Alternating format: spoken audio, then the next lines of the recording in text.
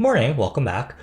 Oh, I tired. You ever want to lay down all day while consuming as much entertainment as possible so you can distract yourself from life? Like some sort of weird human baby? Or a human turned into a worm. It's way easier to do nothing compared to dealing with all your grown-up responsibilities. No one told me about taxes, bills every month, the tedious task of thinking of what to eat every single day for the rest of my life. Sheesh, can't a guy just be a baby again? Unfortunately, that's not a possibility for the majority of us until we can figure out how to Benjamin Button ourselves. So the next best thing is bed rotting, eh? We're told that if we embrace hustle culture, work really hard, then we can achieve our dreams. The amount of effort you put into your career, the more well off you'll be during retirement age. Your future is created by what you do today, said the president of some country. So why me have graduate degree, but work as barista with no house or car?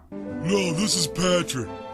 Well, that's kind of the reality we live in now. The American dream has literally turned into something you can only see when you're dreaming. No matter how many hours you put into your career, how much you invest into your education, which ends up being a piece of paper and bank account jump scare, unless you're born wealthy or with a little bit of nepotism on your side, life's just one long slugfest of working until you're old and then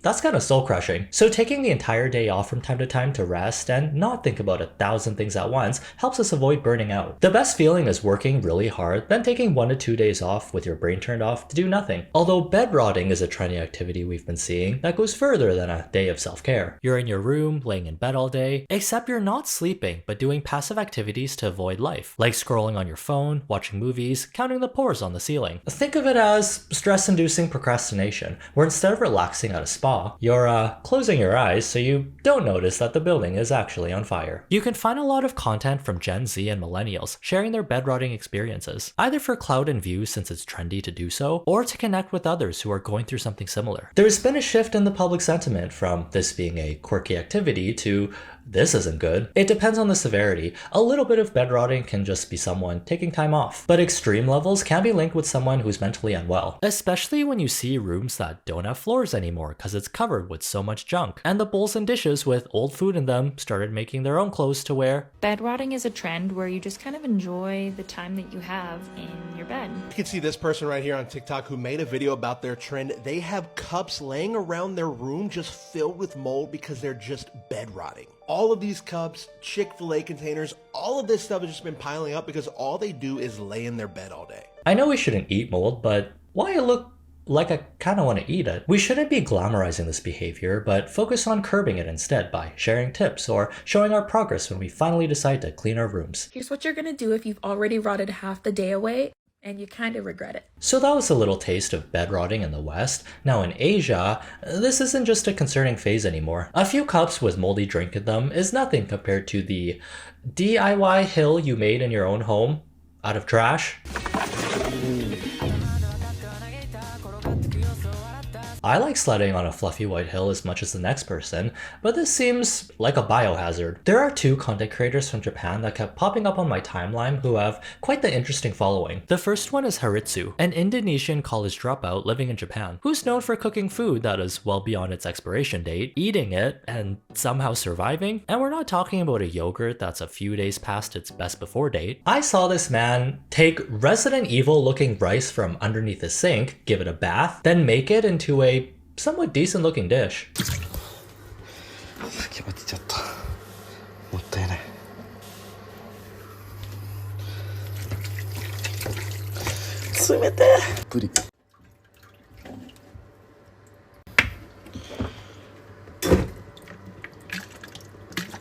You would have never known how old and how unrefrigerated his ingredients were. This is a health inspector's nightmare. If they went inside his house, they would cry, fail him, and then shut down the kitchen. This isn't even a restaurant. At least he's not wasteful. The second creator is Shiro Kumatyan Daisuke 1999, who's infamous for living in a home covered in trash while sharing this small space with a lot of roommates. Sure, times are tough and we gotta do what we gotta do, but it's like more than a reasonable amount of people. Between all of them, there's at least 1,000 legs, 1,000 arms, bugs. Her roommates are bugs. マジで無理なんだけど、大きすぎ、でかすぎ、やばすぎ共和国。大きすぎ共和航空、でかすぎ共和航空、やばすぎ共和航空。Damn, if all these uninvited guests showed up in my home, I would have to put on a full production of Stomp, or at least a K-pop fan cam from Inkigayo. No fear of cockroaches is actually a pretty impressive skill to have. Japan has this lady, we have Asmongold, who's reacted to some of my videos. I kind of feel like that roach that was in his house. Get him out of me! What are you doing, bro? Get out of my... But wow, those moldy cups are basically a cute little garnish compared to living with 5,000 freeloading roommates that don't pay rent. At least they don't take up a lot of room because they sleep on the walls. That being said, I'm not 100% sure if this content is made by people who are actually going through something or if it's manufactured for engagement and views. We'll look into how all these topics tie in with each other. Why is this letting your living space turn into a landfill phenomenon so much more severe in Asia? Well, let's talk about their work culture and how intense it can be compared to our silly little corporate errands and elite employee bosses. In China, the belief is that the harder you work, the more will pay off. You put in 40 years of working really hard, and the fruits of your labor should show that. Which was true many decades ago when the economy was thriving. There wasn't as much competition in the market. You could buy home, car, purse, family, working the same job for your entire life. Now, you'd be lucky to even afford one of these things. The 996 culture became a normal way of living, where you work from 9 AM to 9 PM 6 days a week. Putting in your 40 hours a week is child's play compared to this. You're expected to live this way if you want to be successful. If you don't want to conform though, that's totally fine. Someone else that's younger and less tired will take your place in a heartbeat. The Asian workforce is so competitive. Companies even encourage their employees to reveal their punch-in hours like a badge of honor. Whoever's the most overworked gets the praise. If you're working the minimum amount of hours required while having a healthy work-life balance, boo! Well, putting in overtime here. What are you doing? This expectation that you need to dedicate your entire life to work for a mediocre life is causing younger generations to realize, bruh, this sucks. It's like watching the starry-eyed graduate who's excited to join the workforce turn into the bitter, jaded employee who's ready to retire in the span of 5 years instead of 50 years. You know what you get after working 50 years for a company nowadays? An email. 50 years. 7-Eleven. See here.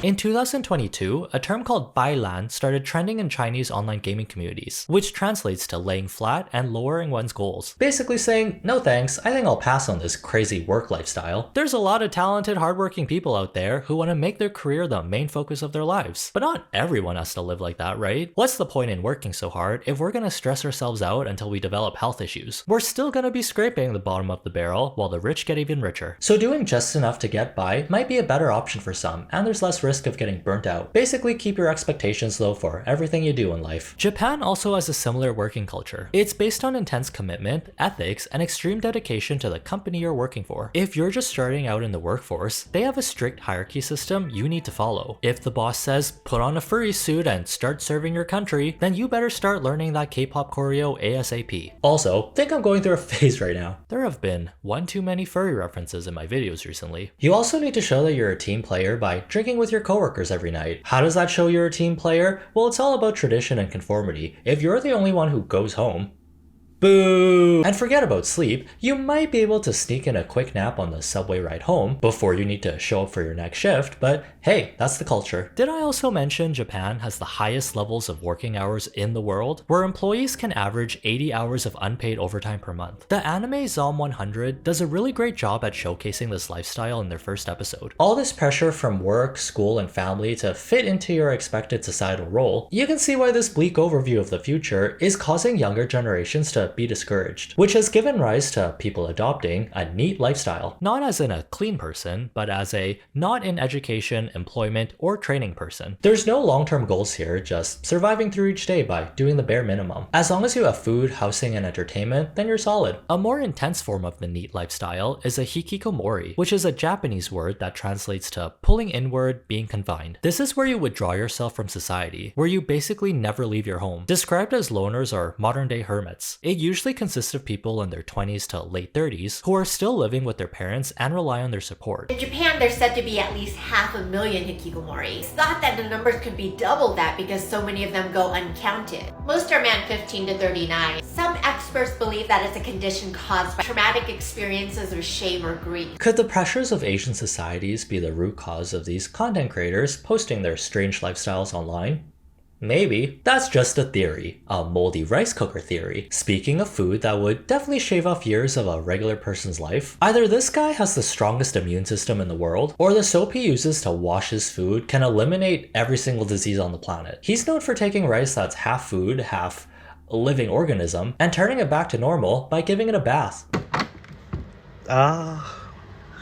ふわふわなんかいつもと違うパターンだなこれ何これ普通にこのまま食えそうわあ綺麗綺麗ですね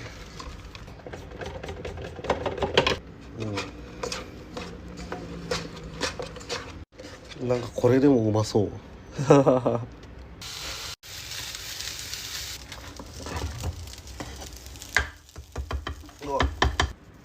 はい完成うまそう Other than committing multiple health code violations, he's a pretty decent cook. It's no Michelin star meal, but watching him turn expired food into a edible-ish... I was curious after watching so many of his TikToks. Can you actually wash away mold from your food, eat it, and not get sick? Sources say it depends, but usually, no!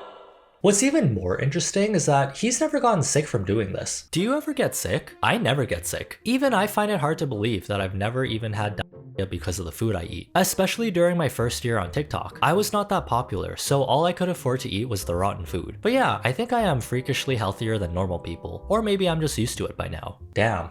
I should have eaten more dirt when I was a kid. He microdosed himself on so much bacteria that he's turned into a walking cold effects pill. Look at him, not believing in storage containers, utensils, and proper cooking services.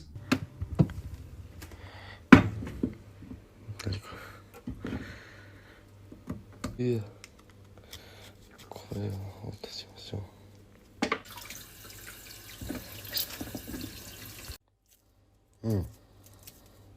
完璧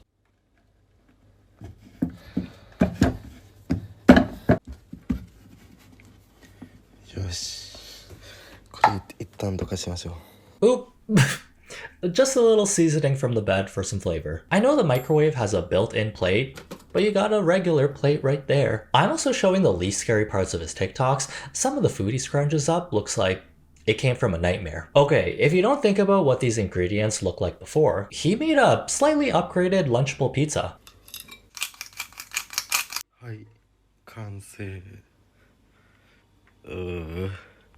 ただきます After doing this for some time, he's built up a cult following that's let him move into a bigger and cleaner living space. This is a literal rags and mold to riches story. How do you feel about your content now? I started TikTok at the rock bottom of my life. That time, I felt like I couldn't do anything right. Like my life was just going to be a waste. But I'm glad I started my TikTok in Japan. People are warm there and they supported my content from the very beginning. Now I have more friends and I am happy in my life. Do you wish to continue making these videos? Yeah, because this is my brand now. And I like doing it. Not just for the content, but because I genuinely like it. Even now when I can afford nice food, I still wish to continue eating rotten food. Anyways, a comb as a spoon is wild. We have a strange fascination with observing people at their worst and then rooting for them to get better. The other content creator who I mentioned, who is also in a similar living situation as Hiritsu, also has a comb. Here's her reviewing which type of flower is the best type of dry shampoo for unwashed hair. Let's cancel! この子たちで Let's 検証タイム米粉なんかねお米って万能なイメージがあるんだよ串につけた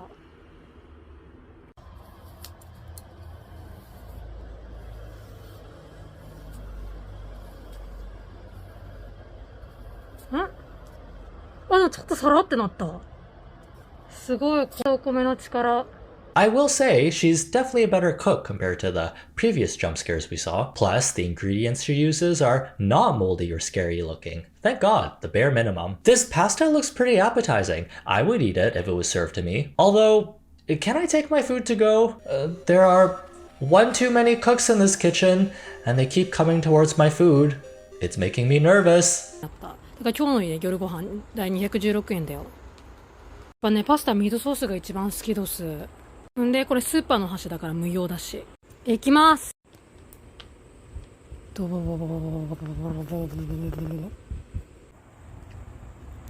sorry, I couldn't concentrate on my food because I had to keep an eye out for bugs wandering into the pot, which surprisingly didn't even notice the fresh food being cooked right in front of them. They went in every direction that wasn't the food. Someone said a collab with Haritsu would bring back the bubonic plague, or would it actually create super evolved white blood cells? Her videos are a weird combination of calming and anxiety inducing. It's like if you took a cooking ASMR video and green screened it into a unlivable home.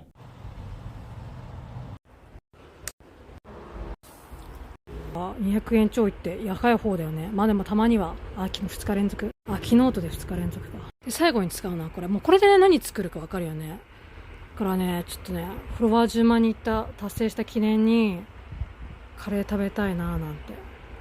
だから、野菜が玉ねぎと人参、お肉、鶏肉、主食ご飯、唯一の調味料、カレール。10万人記念。これはね、前買ったやつの余り。I'm assuming she's used to living like this. There's not a hint of fear in her voice. And does this pod also have bug-repelling force field properties built into it? What the heck kind of advanced products are Japanese people making? She's also gained a cult following herself, with her TikToks getting millions of views. The audience reaction, based on the comments, is usually confused, scared, worried, and fascinated, since her demeanor doesn't really match her lifestyle. I think the brand she's going for is a subculture in Japan called Jirai-kei, or landmine style, an aesthetic that combines cute feminine gothic fashion with someone who is on the verge of an emotional breakdown. Some people only wear the fashion, while others embrace the entire lifestyle. She even did her own cosplay of landmine style makeup. I think it might be a parody, but I'm not sure. この格好で、この顔で、歩き来た。